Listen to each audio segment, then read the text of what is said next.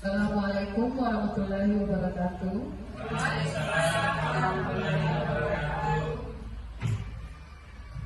Puji syukur kita panjatkan kehadiran Allah Subhanahu wa Ta'ala yang telah memberi kita rahmat dan hidayahnya sehingga kita bisa berkumpul di tempat ini guna untuk melaksanakan salah satu tugas dari calon guru penggerak, yaitu diseminasi budaya positif. Salawat dan salam kita haturkan kepada Nabi Muhammad SAW, Nabi yang menjadi tauladan bagi kita semua. Cara selanjutnya menyanyikan lagu Indonesia Raya. Bapak Ibu Guru dimohon berdiri.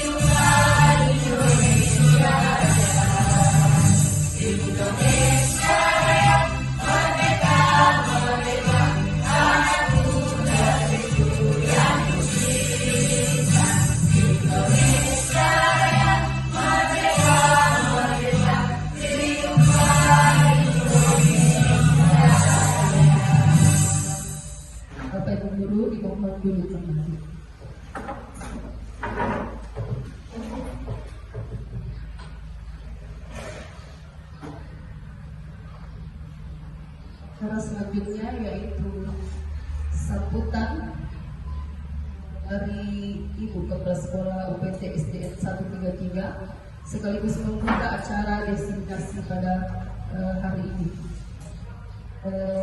Dalam hal ini diwakili oleh Ibu Maimana SPD.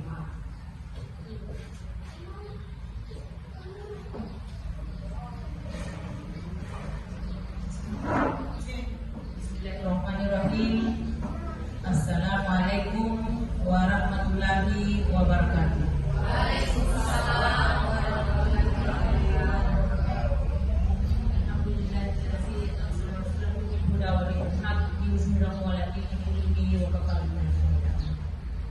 Puji syukur kita panjatkan kehadirat Allah Rabbul Alamin karena pada kesempatan hari ini atau pada kesempatan ini kita sempat hadir dalam mengikuti kegiatan dari salah satu calon guru penggerak, yaitu Bapak Ihsan, dengan kegiatan diseminasi budaya positif. Salawat dan taslim kepada Nabiullah Muhammad SAW sebagai Nabi uswatun hasanah bagi kita semua. Bapak Ibu yang saya hormati, saya mewakili Ibu Kepala Sekolah menyampaikan alhamdulillah dan terima kasih atas kehadiran Bapak Ibu dalam kegiatan ini. Saya sangat berterima kasih. Mengapa? Karena kegiatan-kegiatan seperti inilah yang sangat diharapkan dalam kemajuan kemajuan dan perkembangan kita di masa yang akan datang. Semoga Bapak Ibu bisa mengikuti kegiatan-kegiatan semacam ini yang lebih banyak lagi. Kemudian harapan saya Bapak Ibu bisa mengikuti kegiatan ini dengan secara seksama sehingga nantinya apa yang didapatkan bisa diterapkan dalam setiap kegiatan proses pembelajaran kita di kelas. Selanjutnya harapan saya, karena kegiatan ini adalah merupakan kegiatan yang positif, maka saya berharap kepada Bapak Ibu sekiranya bisa mengikuti kegiatan yang dilakukan oleh Bapak Ihsan, atau Bapak Ibu bisa mendaftar juga nanti mengikuti grup penggerak yang dilakukan oleh Bapak Ihsan ini. Baik Bapak Ibu, saya mewakili kepala sekolah mengawali kegiatan ini dengan ucapan Bismillahirrahmanirrahim. Kegiatan ini saya buka dengan resmi. Untuk itu saya kembalikan kepada pembawa. Terima kasih. Assalamualaikum warahmatullahi wabarakatuh. Terima kasih kepada Ibu Bayrana Nabi. Acara selanjutnya untuk menghargai waktu, langsung saja dipersilakan kepada Pak Ihsan sebagai calon guru penggerak angkatan 10 untuk membawakan materi. Dalam hal ini dipersilakan.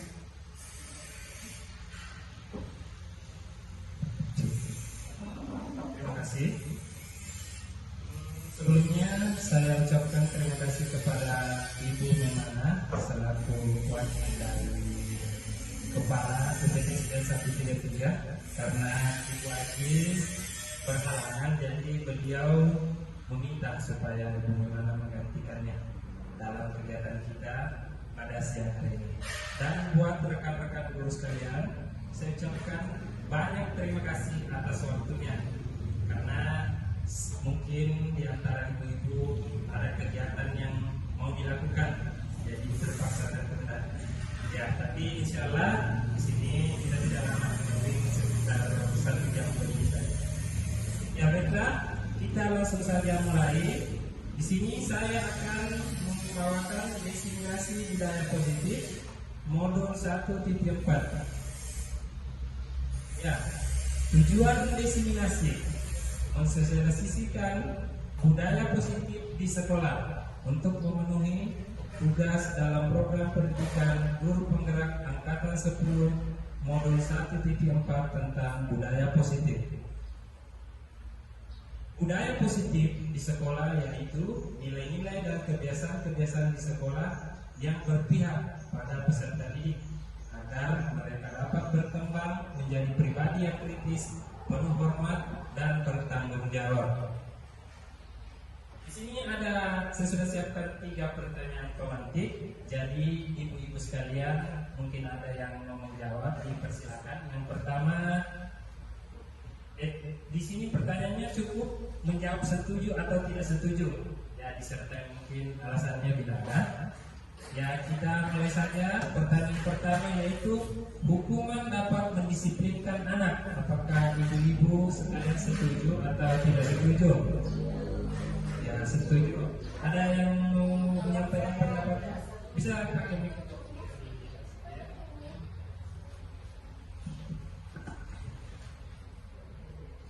Terima kasih atas kesempatan yang diberikan kepada saya. Nah, untuk di pertanyaan nomor 1, menurut saya di sini saya tidak setuju. Karena alasan saya, di sini saya sering memberikan hukuman kepada anak-anak yang telah melakukan kesalahan. Namun sampai sekarang ini masih diulangi lagi kesalahannya. Jadi saya beranggapan bahwa memberi hukuman bukan solusi yang terbaik untuk mendisiplinkan anak-anak. Tapi kita harus berusaha mencari cara lain yang lebih efektif. Misalnya kita bisa mendekati anak tersebut dengan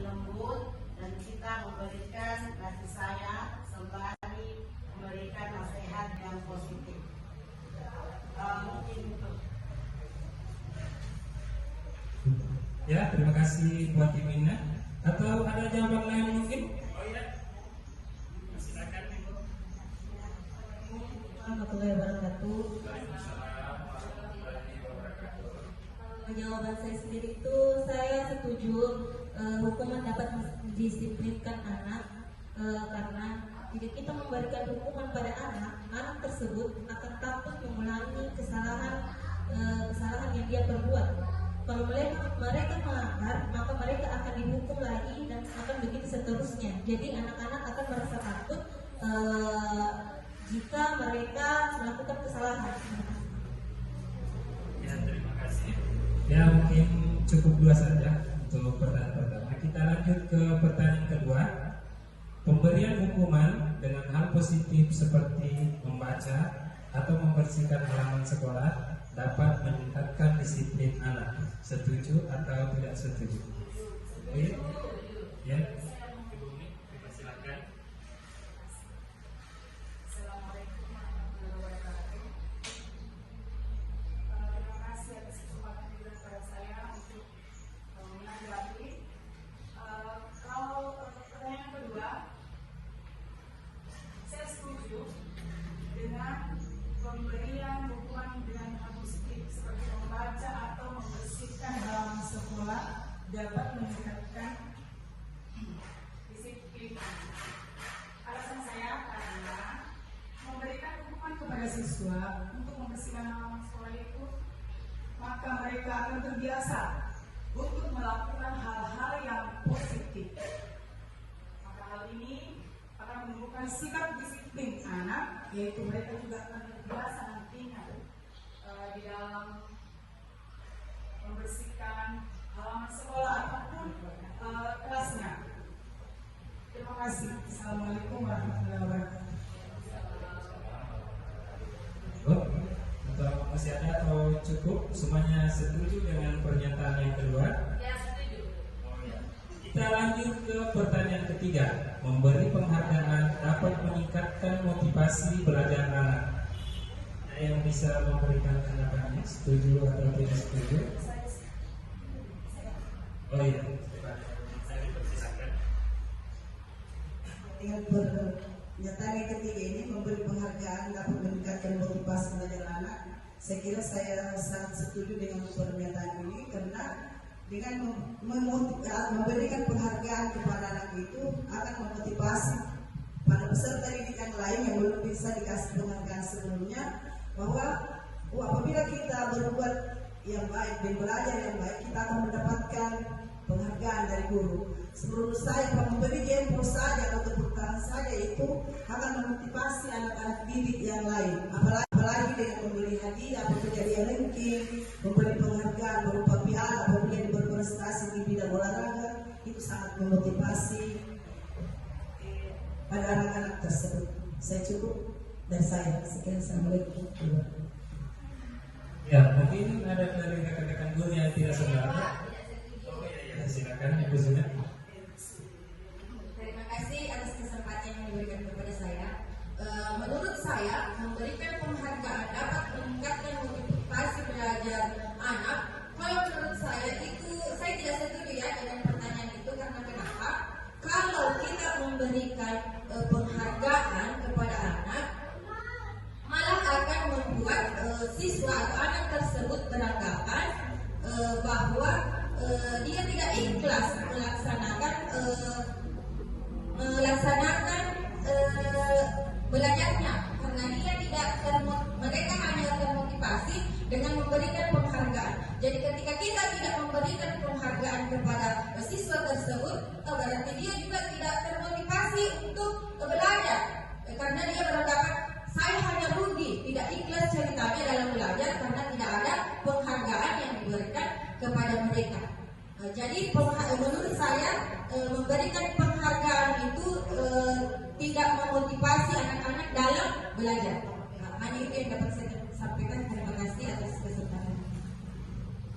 Ya, terima kasih kepada Ibu Suna. Dan dari semua pendapat yang sudah kita dengarkan, semuanya ada yang setuju dan ada yang tidak setuju. Ya, sebelumnya kita applause dulu buat diri kita yang sudah mengurus pertanyaan. Terima kasih. Ya, di sini dengan adanya pertanyaan pemantik ini maka kita akan tahu bahwa perbedaan itu pasti muncul dan kita punya cara tersendiri. Mungkin menurut Ibu A bagus untuk dia, sedangkan Ibu yang B tidak bagus. Begitupun sebaliknya. Makanya di sini saya akan memberikan penjelasan atau tambahan ilmu pengetahuan yang nantinya bisa Ibu gunakan ke depannya agar bisa menjadi tenaga pendidik yang lebih berkompeten dan lebih berguna buat peserta didiknya.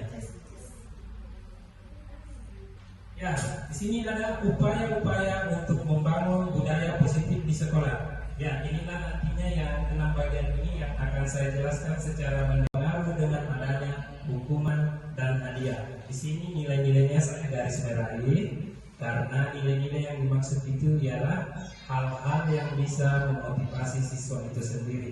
Hal dari dalam, bukan karena ada yang ingin diharapkan seperti mereka mengharapkan imbalan, penghargaan, atau karena ingin mendapatkan pujian dari guru. Makanya nilai itu diharapkan muncul dari dalam diri siswa tersebut, sehingga apa yang dilakukan siswa tersebut betul-betul keluar dari lubuk hati mereka yang paling dalam, tanpa adanya perintah atau tanpa adanya sesuatu yang diharapkan oleh siswa tersebut.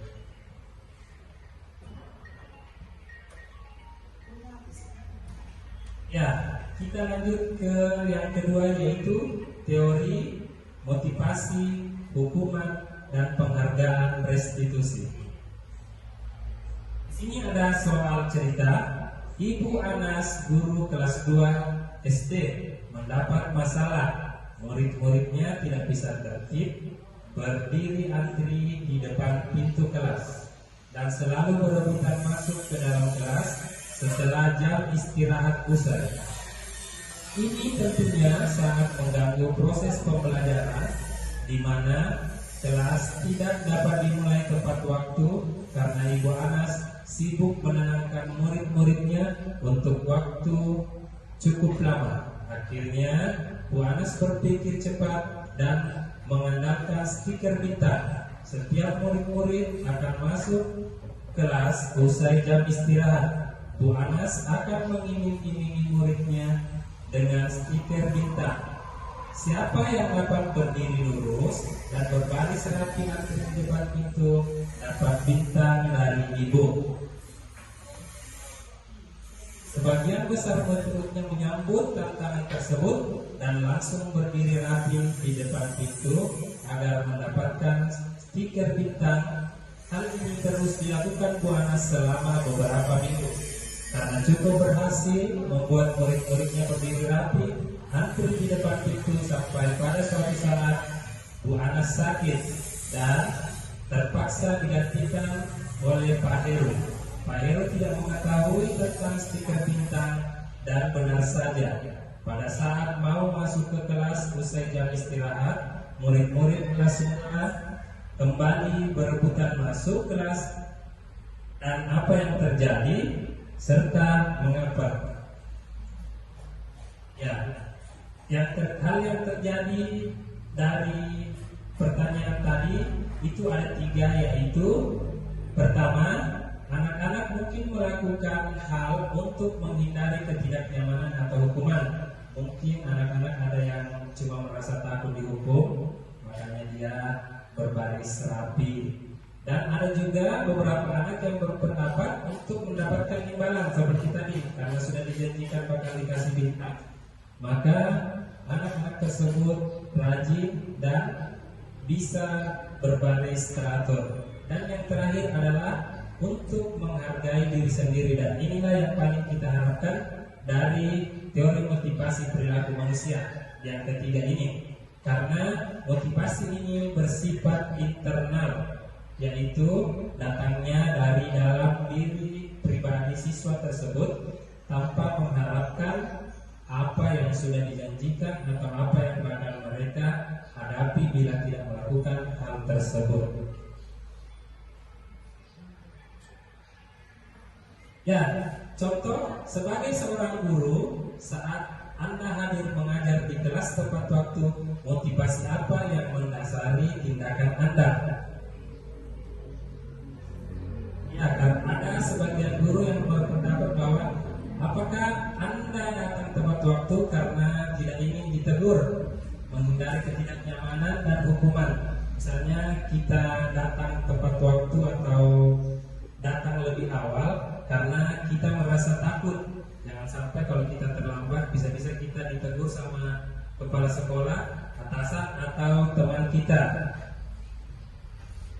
Yang berikutnya yaitu Anda ingin mendapatkan pujian dari atasan Anda dan mendapatkan penghargaan sebagai karyawan atau guru berprestasi, atau mendapatkan imbalan penghargaan dari orang lain. Itu disiplin. Mungkin ibu yang tadi mewakili kepala sekolah sepertinya dia sangat tertarik dengan kata-kata disiplin itu. Bisa ibu berikan sedikit tentang apa yang menurut Anda itu disiplin? Disiplin itu menurut saya adalah taat akan aturan yang sudah dibuat, tepat guna, tepat waktu dan tepat sasaran menurut saya. Ya, terima kasih, cukup bagus jawaban dari ibu. Ya, di sini saya sudah siapkan apa makna dari kata disiplin itu.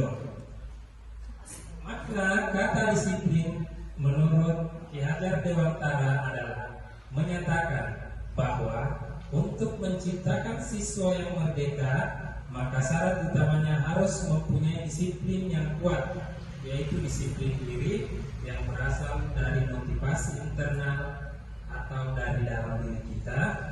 Jika tidak mempunyai motivasi internal, maka diperlukan motivasi eksternal dari orang lain, biasanya dari pasangan, ya yang sudah ada pasangannya, atau dari keluarga, atau dari rekan sejawat, misalnya teman-teman sesama guru, untuk mendisiplinkan dirinya.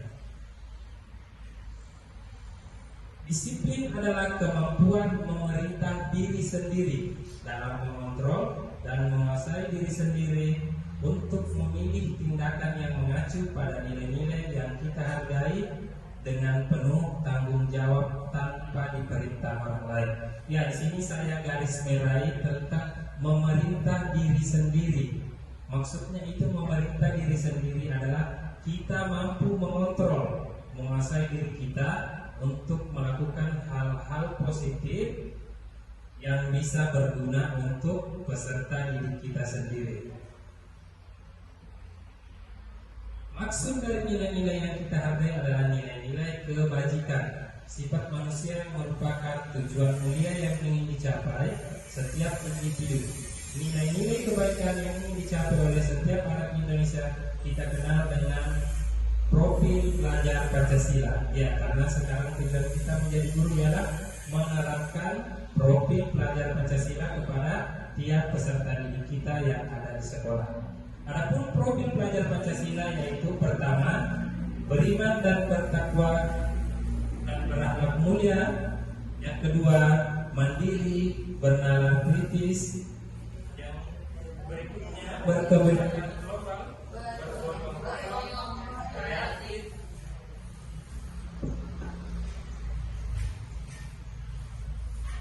Yang berikutnya adalah tujuan disiplin positif, untuk menanamkan motivasi kepada semua siswa kita agar mereka menjadi orang yang mereka inginkan dan menghargai diri sendiri dengan nilai-nilai yang mereka percaya. Motivasi ini berasal dari siswa internal sehingga akan berdampak jangka panjang dan tidak akan terpengaruh dengan adanya hukuman dan hadiah. Di sini nilai-nilainya saya garis merahi karena nilai-nilai yang dimaksud itu ialah hal-hal yang bisa memotivasi siswa itu sendiri, hal dari dalam, bukan karena ada yang ingin diharapkan seperti mereka mengharapkan. Yang kedua, konsekuensi sudah terencana atau sudah dibahas dan disepakati sebelumnya oleh guru dan siswa. Ya, konsekuensi itu adalah hal-hal yang sebelumnya sudah kita bicarakan di kelas tentang apa yang bakal kita hadapi saat kita melakukan sesuatu yang melanggar dan merugikan orang lain. Jadi kita sudah tahu apa konsekuensinya. Misalnya kita datang terlambat, jadi bisa saja nanti saat istirahat kita diberikan waktu 20 menit sesuai dengan lama keterlambatan kita untuk mengerjakan tugas tambahan. Karena sebelumnya sudah kita sepakati di kelas bahwa siswa yang terlambat akan diberi hukuman, yaitu diberikan tugas tambahan. Berikutnya adalah restitusi, proses menciptakan posisi bagi siswa untuk memperbaiki kesalahannya sendiri. Restitusi di sini kita berusaha agar siswa tersebut yang berupaya sendiri bagaimana caranya mereka memperbaiki kesalahan yang telah mereka perbuat tanpa diberi hukuman atau teguran. Kita hanya berusaha membantu siswa tersebut, memfasilitasi dan berusaha agar siswa tersebut sadar akan kesalahannya dan mau memperbaiki kesalahan tersebut.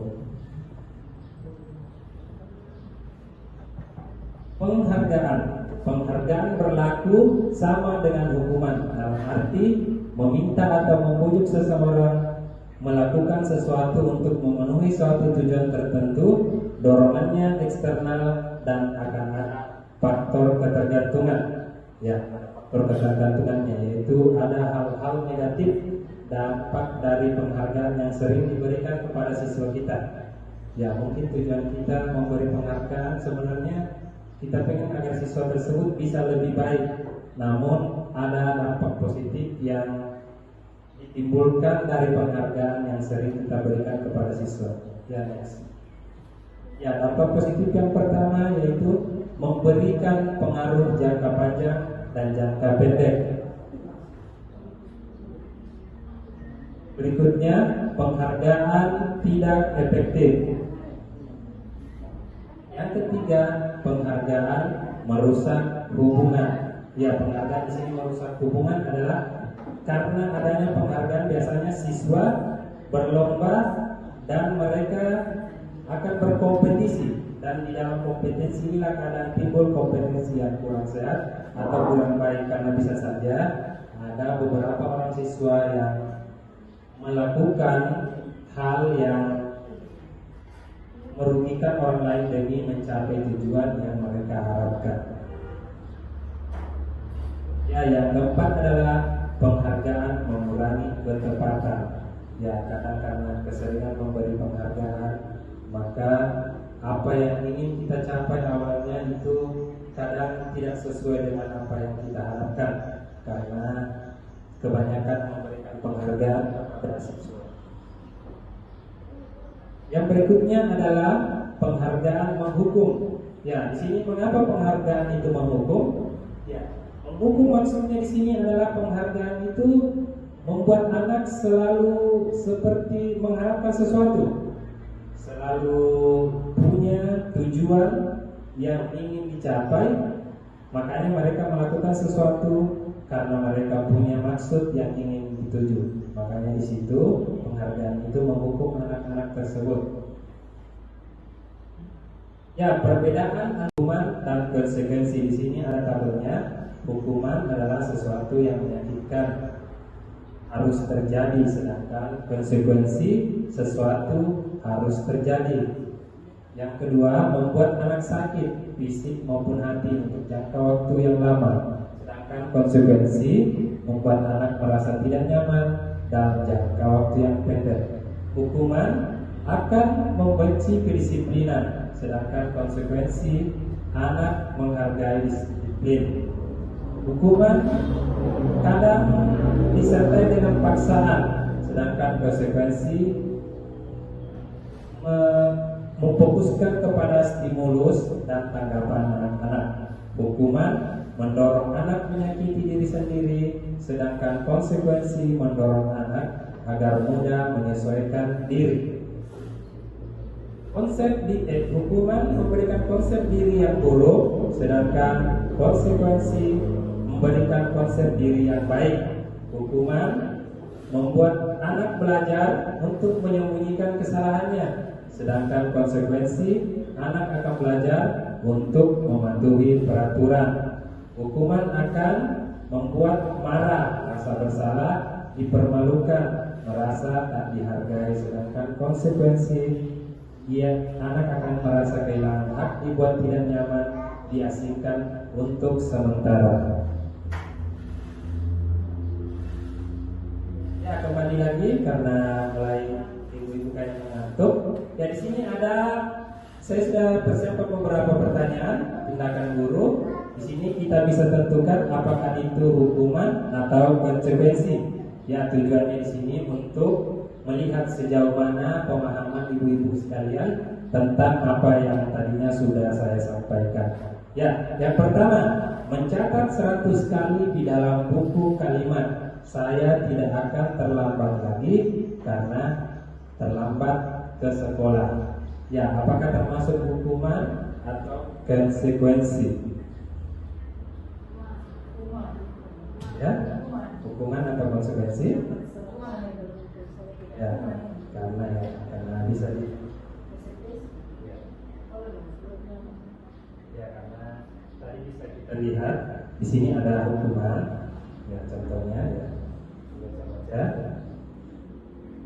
Yang kita bisa tentukan apakah mencatat 100 kali di dalam buku kalimat saya tidak akan terlambat lagi karena terlambat ke sekolah, termasuk hukuman atau konsekuensi? Oh ya, jadi ibu-ibu sekalian jawab hukuman. Coba kita lihat jawabannya. Ya, betul sekali, hukuman. Terus kita ke pertanyaan kedua. Lari mengelilingi lapangan basket 2 kali karena terlambat hadir di sekolah. Apakah termasuk hukuman atau konsekuensi? Ya, ada yang jawab hukuman, ada yang jawab konsekuensi. Ya, konsekuensi atau hukuman? Konsekuensi. Ya, konsekuensi.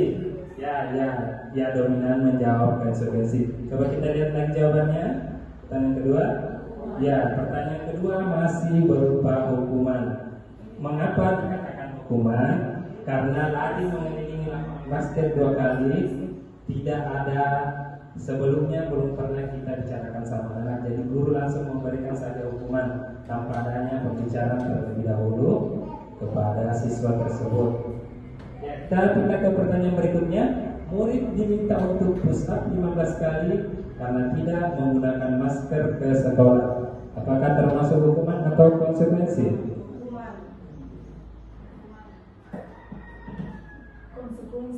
Oh iya, ada yang jawab hukuman, ada yang jawab konsekuensi.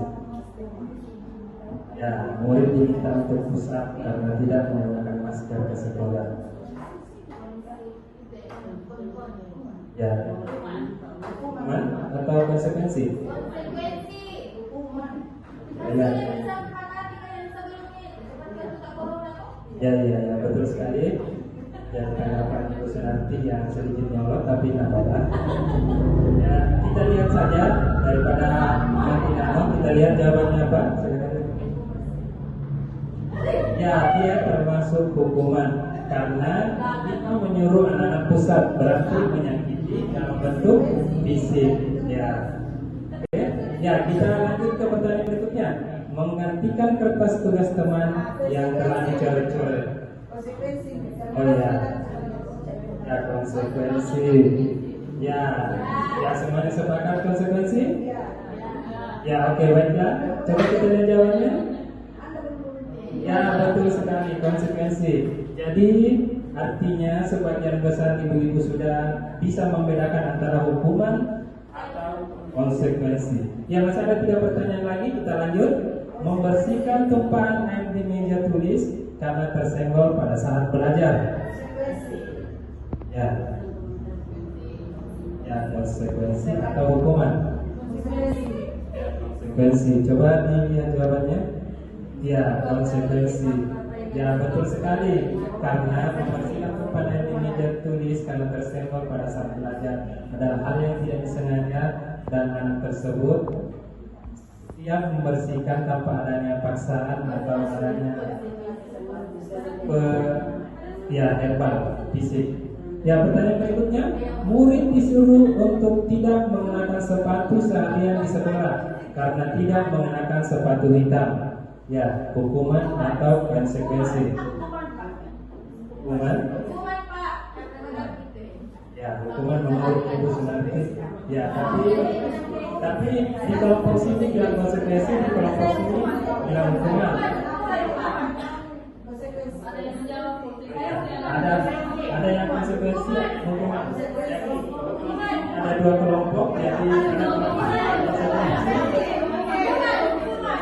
Ya, pasti ibu sekalian punya alasan mengapa konsekuensi dan mengapa hukuman. Tapi sebaiknya kita munculkan dulu jawabannya ya. Ya, hukuman. Nah, ini mengapa hukuman? Karena di sini anak-anak tidak menggunakan sepatu seharian. Ya, jadi ya betul sekali.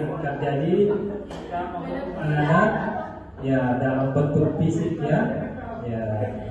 Ya betul sekali. Akhirnya Ibu Suna mulai semangat karena sudah mengerti mungkin tentang apa tadi yang sudah disampaikan. Mudah-mudahan Ibu Suna bisa terapkan di kelasnya ya.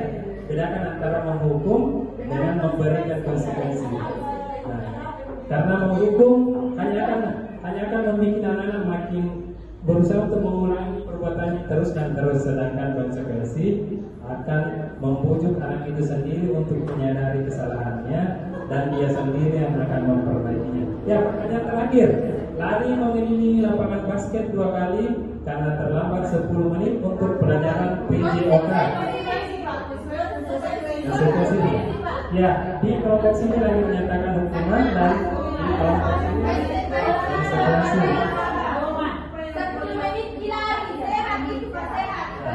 Ya, bagaimana itu? Ya, hukuman. Oh iya, kelompok sini konsekuensi, di sini hukuman. Baiklah. Konsekuensi dan di sini hukuman. Ya, daripada makin ribut, kita buka saja jawabannya. Ya,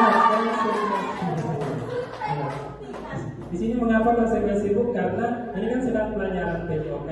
Jadi lari 2 kali lapangan basket kayaknya tidak terlalu ini. Ya, jangan pemanasan dan tidak menyakitkan.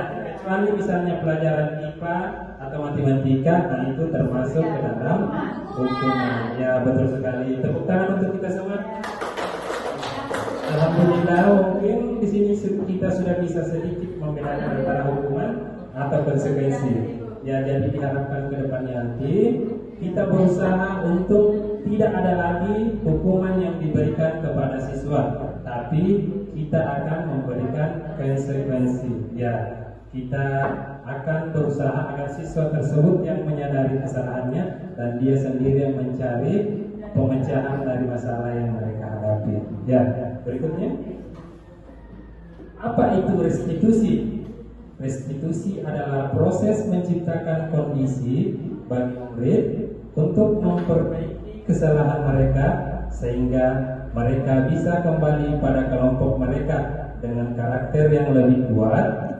Restitusi juga merupakan proses kolaboratif yang mengajarkan murid untuk mencari solusi untuk mereka dan membantu murid berpikir tentang orang seperti apa yang mereka ingin menjadi tujuan mulia dan bagaimana mereka harus memperlakukan orang lain. Yaitulah restitusi menurut dosen yang menyatakan bahwa restitusi itu adalah proses di mana anak itu yang berusaha untuk mencari dan ingin menjadi seperti apa yang mereka harapkan. Ya, next. 9 ciri-ciri restitusi. Ya, yang pertama, restitusi bukan untuk menebus kesalahan, namun untuk belajar dari kesalahan. Ya, karena beda ya, menebus kesalahan sama belajar dari kesalahan. Yang menebus kesalahan itu kita biasanya kita artinya menebus kesalahan paling dengan minta maaf sudah selesai. Sedangkan belajar dari kesalahan kita berusaha untuk tidak mengulangi lagi. Ya, bagus sekali. Ya. Yang kedua adalah memperbaiki hubungan. Ya, yang tadinya masih sering kadang kalau menjawab atau kadang disertai sama seperti ibu sekalian, ya nggak usah terlalu lama sampai jawabannya ya. Yang ketiga, tawaran bukan paksaan. Ya, jadi restitusi itu ditawarkan kepada siswa, bukan dipaksa kepada siswa bahwa kalau kamu terlambat, kamu harus lari keliling lapangan, tapi ditawarkan. Kita ya, jadi disampaikan bahwa kamu terlambat jadi hukuman apa atau apa yang bisa kamu lakukan agar tidak terjadi. Ya. Yang keempat adalah restitusi menuntut untuk melihat ke dalam diri. Ya, restitusi itu kita berusaha untuk menyentuh perasaannya, bukan fisiknya. Ya. Yang kelima, restitusi mencari kebutuhan dasar dan yang mendasari tindakan. Yang keenam, restitusi diri adalah cara yang paling baik. Yang ketujuh, restitusi fokus pada karakter bukan tindakan. Ya, jadi kita fokus pada karakter peserta didik, bukan tindakan yang dilakukan oleh peserta didik. Kita fokuskan sama pembentukan karakternya, Bu. Yang kedelapan, restitusi fokus pada solusi. Ya, jadi restitusi itu maksudnya kita berikan solusi, bukan berikan hukuman. Jadi kalau ada kesalahan, kita fokus kepada solusi agar siswa yang melakukan kesalahan tersebut tidak mengulangi kesalahannya untuk kedua kalinya. Yang terakhir, restitusi mengembalikan murid yang berbuat salah pada kelompoknya. Ya, kelompoknya di sini masuk di dalam bagian dari temannya, dia tidak akan merasa dikucilkan karena sering dihukum atau apa. Kan kita melakukan restitusi pendekatan yang bahkan temannya sendiri tidak tahu kesalahan yang pernah diperbuat oleh temannya tersebut. Ya, berikutnya adalah keyakinan kelas. Ya. Sepertinya kelihatannya Bumi sudah mulai tegang nih. Atau kenapa? Ya, atau kita speaking dulu. Ya, speaking atau bisa berdiri dulu. Saya minta kepada ibu-ibu sekalian yang ya saling berhadapan. Oh, ibu sudah berhadapan sama ini. Yang berhadapan dia bukan berpasangan. Ya, apabila berpasangan, ya tangan kanannya diangkat seperti ini. Ya, seperti ini. Ya, saling berhadapan dengan ini. Tidak boleh bersentuhan karena belum muridnya. Ya, di sini ada kelompok hitam dan hijau.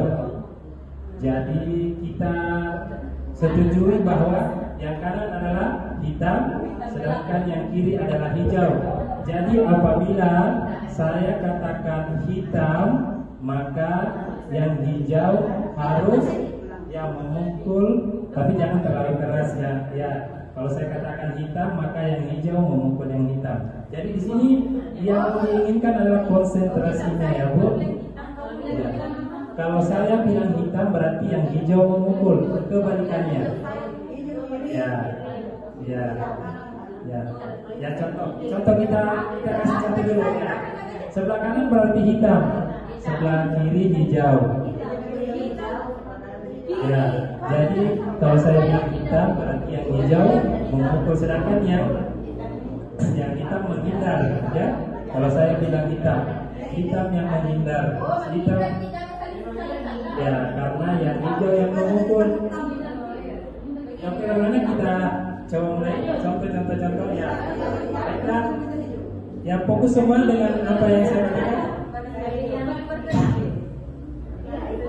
Tangannya dinaikkan, tidak usah terlalu keras.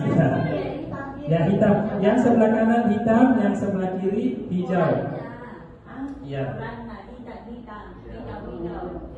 Kalau saya bilang hijau berarti yang hitam bergerak, yang hijau menghindar. Ya. Terus dulu. Ya. Hijau. Ya, hijau berarti yang hijau menghindar, yang hitam yang memukul. Ya, yang disebut yang disebut itu adalah yang menghindar. Ya kita coba lagi sama lagi. Ya, oke, siap semuanya. Ya, yang disebut itu yang menghindar. Ya, makanya dibutuhkan konsentrasinya. Oke? Ya. Hitam. Ya, berarti yang hijau yang mengukur. Ya, saya sudah terlalu keras masih namanya. Sekarang kita coba lagi karena masih ada yang belum paham. Ya, baiklah. Hijau.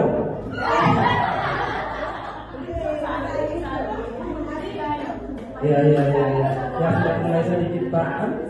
Ya, masih ada yang belum konsentrasi, jadi kita mungkin lebih keras lagi suaranya, kita dengar Mia. Ya, oke, siap. Hitam.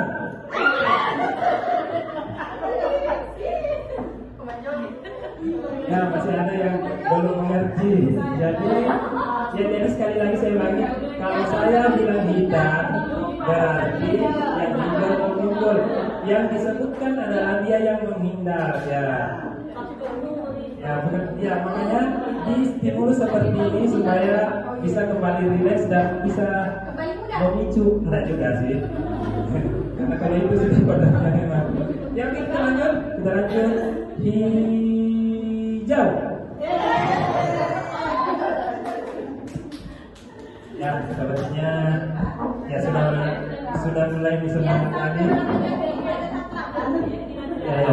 Ya. Terima kasih untuk kita semua.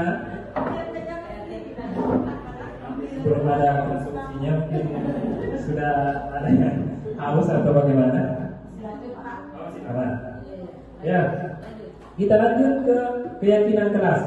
Setiap perilaku yang kita lakukan di dalam kelas dapat menentukan terciptanya sebuah lingkungan positif.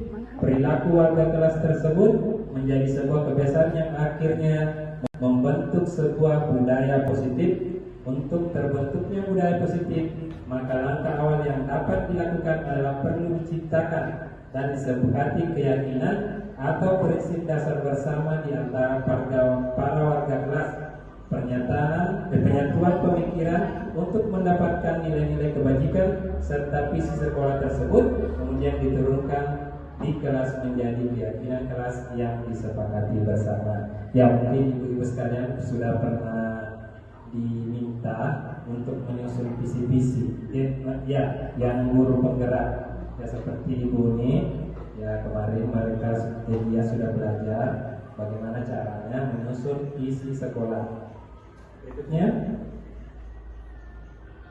Berikutnya, mengapa keyakinan kelas? Mengapa bukan peraturan kelas? Ya, jadi di sini sudah jelas bahwa peraturan dan keyakinan kelas itu adalah satu hal yang berbeda. Ya. Next. Ya, pertanyaan berikut adalah mengapa kita memiliki peraturan tentang protokol kesehatan, yaitu menggunakan masker dan mencuci tangan setiap saat. Mungkin jawaban Anda adalah untuk kesehatan atau keselamatan. Nilai-nilai keselamatan atau kesehatan inilah yang kita sebut sebagai suatu keyakinan. Ya, keyakinan yaitu nilai-nilai kebajikan atau prinsip-prinsip universal yang disepakati bersama secara universal, lepas dari latar belakang suku, negara, bahasa maupun agama. Ya, kita di sini ada kata mengapa kita memiliki peraturan tentang protokol kesehatan, menggunakan masker dan mencuci tangan. Ya, tujuannya yaitu kita ingin mencapai nilai-nilai, yaitu nilai kesehatan atau keselamatan. Berikutnya, menurut dosen tahun 1998, suatu keyakinan akan lebih memotivasi seseorang dari dalam atau memotivasi secara intrinsik. Seseorang akan lebih tergerak dan bersemangat untuk menjalankan keyakinan daripada hanya sekedar mengikuti serangkaian peraturan. Murid-murid pun demikian. Mereka perlu mendengarkan dan mendalami tentang suatu keyakinan daripada hanya mendengarkan peraturan-peraturan yang mengatur mereka harus berlaku begini atau begitu.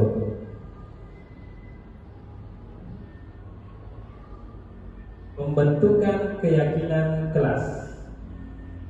Yang mungkin ibu-ibu sekalian sudah menerapkan keyakinan kelas di tiap kelas masing-masing.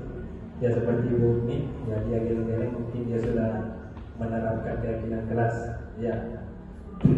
Ya, keyakinan kelas pertama, keyakinan kelas bersifat lebih abstrak daripada peraturan yang lebih rinci dan konkret. Ya, keyakinan kelas itu disesuaikan dengan kebutuhan yang ada di dalam kelas. Kedua, keyakinan kelas berupa pernyataan-pernyataan universal. Pernyataan keyakinan kelas senantiasa dibuat dalam bentuk positif. Yang ketiga, keyakinan kelas hendaknya tidak terlalu banyak sehingga mudah diingat dan dipahami oleh semua warga kelas.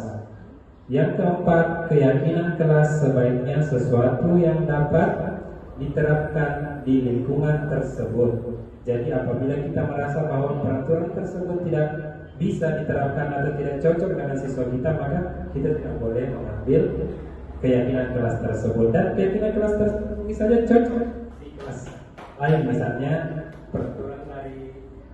peraturan keyakinan kelas 1 berbeda dengan peraturan keyakinan kelas 2. Yang kelima, semua warga kelas hendaknya ikut berkontribusi dalam pembuatan keyakinan kelas lewat kegiatan curah pendapat, bersedia meninjau kembali keyakinan kelas dari waktu ke waktu. Ya, jadi apabila kita sudah punya keyakinan kelas, kita harus meninjaunya. Jangan sampai ada beberapa hal yang tidak bisa dipenuhi dan mungkin tidak sesuai, tidak cocok dengan beberapa karakter siswa yang ada di dalam kelas kita. Urutan langkah-langkah utama dalam menetapkan keyakinan kelas serta pendalamannya. Yang pertama adalah berdiskusi memunculkan peraturan-peraturan yang perlu ditaati warga kelas. Ya, jadi yang pertama kita lakukan adalah berdiskusi dengan siswa, dan kita juga bisa berdiskusi dengan rekan sejawat yang mungkin sudah punya pengalaman sebelumnya. Kita bisa bertanya atau meminta masukan. Jadi kita bisa menerapkan keyakinan kelas di kelas kita sehingga keyakinan kelas di dalam bisa terwujud dan tercapai sesuai dengan tujuan yang ingin kita capai. Berikutnya adalah berdiskusi mengenai gambaran perilaku yang mencerminkan keyakinan kelas. Ya, setelah kita memunculkan, maka kita akan berdiskusi bagaimana gambaran perilaku yang mencerminkan keyakinan kelas yang sudah kita buat. Berikutnya, mengubah peraturan menjadi kalimat yang lebih positif. Ya, kalimat yang lebih positif di sini misalnya dilarang datang terlambat. Ya, kata dilarang itu adalah kalimat yang negatif. Makanya kata dilarang itu kita ganti dengan kata-kata datang tepat waktu. Ya, jadi kalimatnya di dalam tidak mengandung kalimat positif lagi. Karena tidak ada kata-kata dilarang, jangan, atau tidak bisa, tidak boleh. Ya, dari kata dia misalnya dilarang buang sampah sembarangan. Ya, kita bikin kalimat positif, yaitu buanglah sampah pada tempatnya. Ya, jadi anak tidak takut kata dilarang, berarti mereka seakan terlarang. Tapi kalau buanglah, jadi kita seakan-akan mengajak, membiasakan. Ya, dari hal kecil saja bakal berdampak besar bagi warga sekitar lingkungan sekolah. Berikutnya, berdiskusi mengenai peran seluruh warga kelas. Ya, kita berdiskusi dengan semua anak. Peran kita di mana dalam peraturan kelas yang sudah kita sepakati. Berikutnya,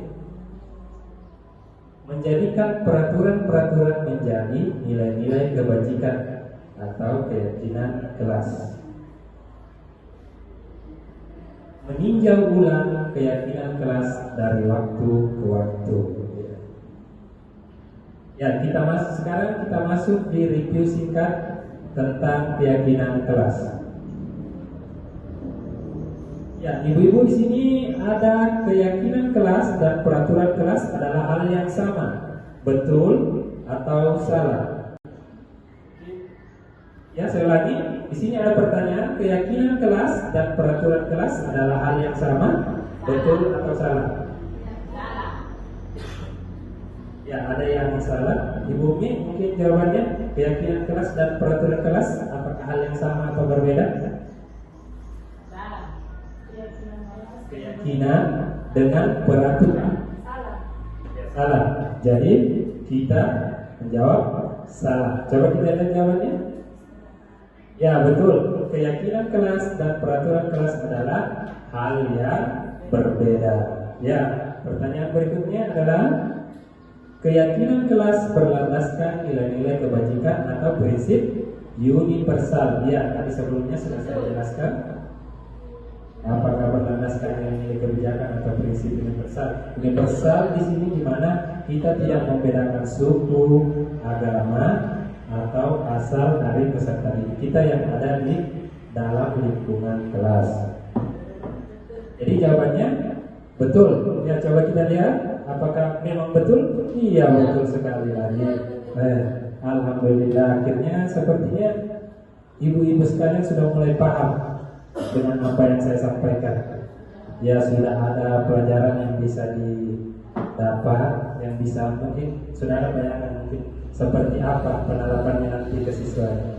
Ya, selanjutnya berikut ini adalah berbagai macam nilai kebajikan, antara lain keadilan, keselamatan, tanggung jawab, kejujuran, rasa syukur, lurus hati, berprinsip, integritas, kasih sayang, rajin, berkomitmen, percaya diri, kesabaran, keamanan, saling menghormati. Yang terakhir adalah DLL. Iya, dan lain. Ya, di sini kita kembali ada pertanyaan. Apa nilai kebajikan atau keyakinan yang ingin diangkat dari peraturan-peraturan berikut? Menggunakan helm saat mengendarai motor. Apa nilai kebajikannya?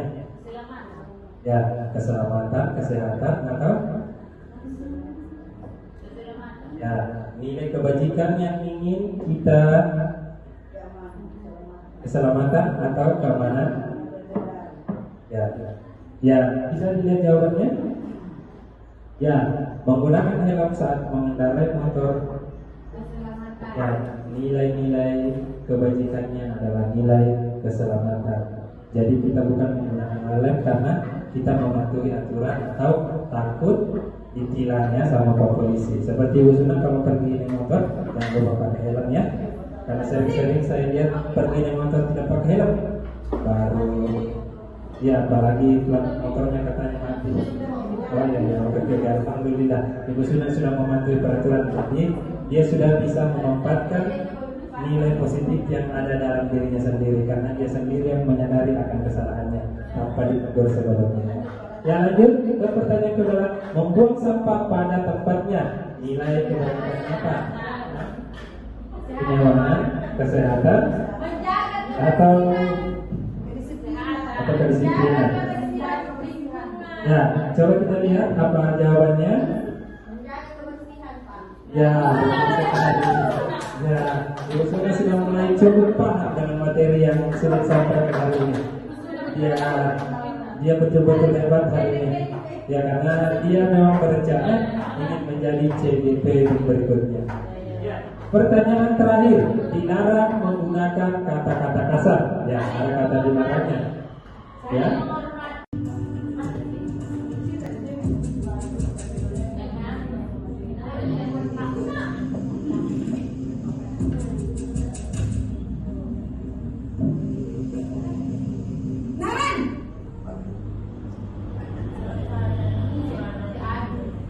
Selamat pagi Bu.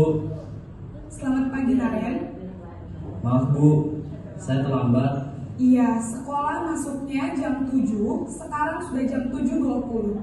Jadi sekarang bagaimana nih Naren? Maaf Bu, saya lupa setel alarm saya semalam. Baiklah, menurut kamu, keyakinan sekolah yang mana yang perlu kamu tingkatkan? Menghargai diri sendiri dan orang lain mungkin ya Bu. Setuju. Jadi, apakah Naren meyakini prinsip saling menghormati tersebut? Iya Bu, saya meyakininya. Apakah Naren bersedia memperbaiki masalah keterlambatan ini? Bersedia Bu. Bagaimana kamu akan memperbaiki masalah keterlambatan ini? Saya akan coba untuk tidak lupa menyetel alarm saya Bu. Baik, kalau Naren lupa menyetel alarm di rumah, ada orang yang kira-kira bisa bantu mengingatkan tidak?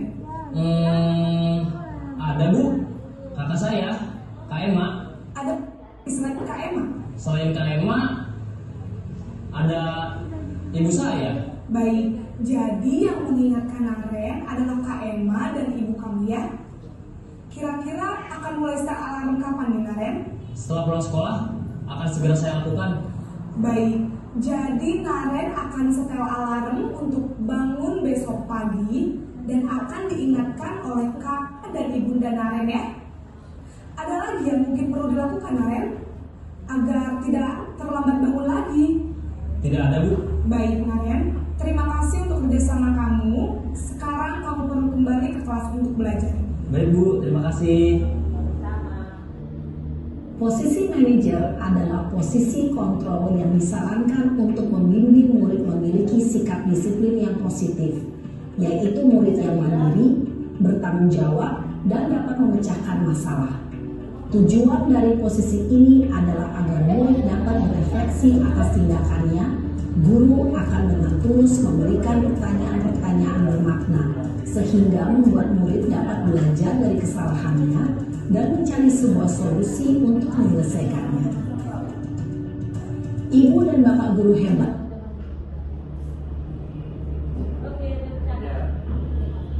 Terima kasih.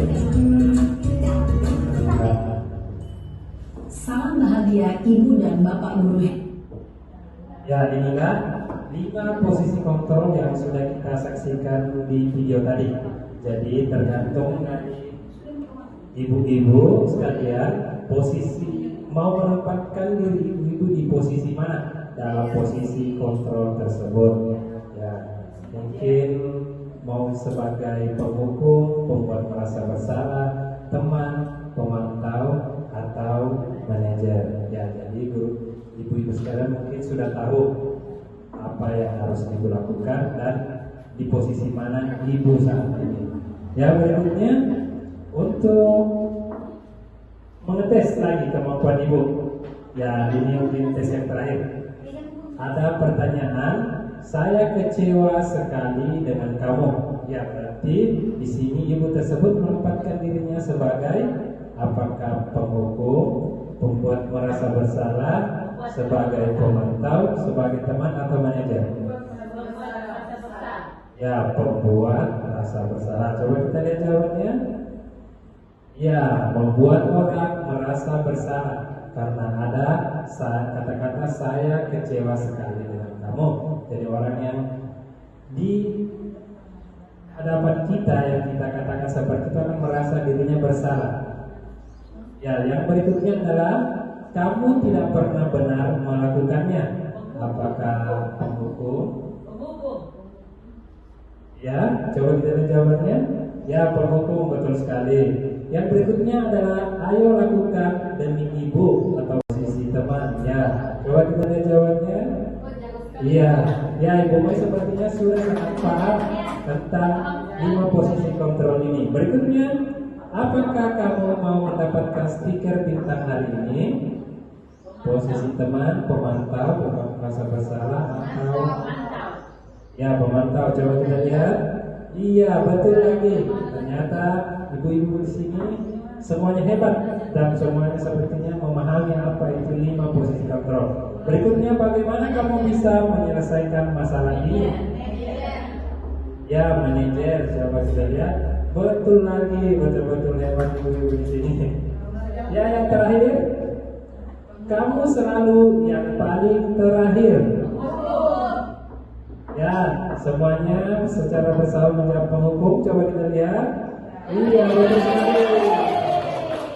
Alhamdulillah, akhirnya 5 posisi kontrol sudah dipenuhi oleh Ibu sekalian.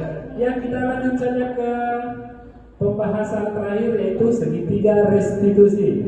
Di sini ada gambar segitiga restitusi. Ya, sepertinya ibu sekalian sudah paham dan sudah sering menemui hal seperti ini. Berikutnya,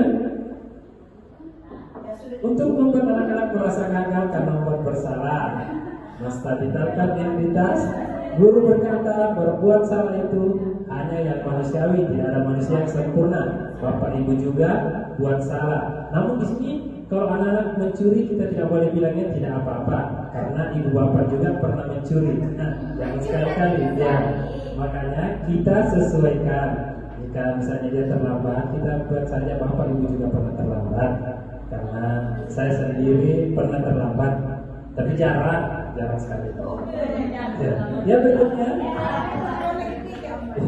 guru berkata kamu bisa saja kan melakukan hal yang lebih buruk, tapi kamu tidak melakukannya kan? Kamu pasti punya alasan mengapa melakukannya. Apa yang penting bagi kamu? Kamu boleh tetap berusaha menjaga sikap itu, tapi tambahkan sikap yang lain yang baru. Maukah kamu belajar cara lain untuk mendapatkan yang kamu butuhkan tanpa harus memukul? Apakah kamu bisa melakukan dengan lebih baik besok lagi? Berikutnya, menanyakan keyakinan. Apakah nilai-nilai yang kita percaya di kelas sekolah kita, nilai-nilai universal apa yang telah kita sepakati, kelas yang ideal itu seperti apa? Kamu juga ingin jadi anak seperti apa? Apa yang kamu rasakan ketika kamu melakukan itu? Kamu menjadi orang yang seperti apa? Dan kesimpulan dari semua yang telah saya sampaikan siang ini adalah, dalam mewujudkan budaya positif di sekolah tentunya membutuhkan proses yang tidak bisa dilakukan dalam waktu yang singkat. Selain itu, proses ini juga membutuhkan keterlibatan semua pemangku kepentingan di sekolah. Ya mungkin cukup sampai di sini pemaparan saya siang ini. Saya kembalikan kepada Ibu Moderator. Baiklah, demikian tadi pemaparan diseminasi budaya positif oleh calon guru penggerak Pak Iksan. Ya, saya ucapkan terima kasih karena dapat ilmunya, dapat juga snacknya dan minumannya. Terima kasih banyak Pak Iksan.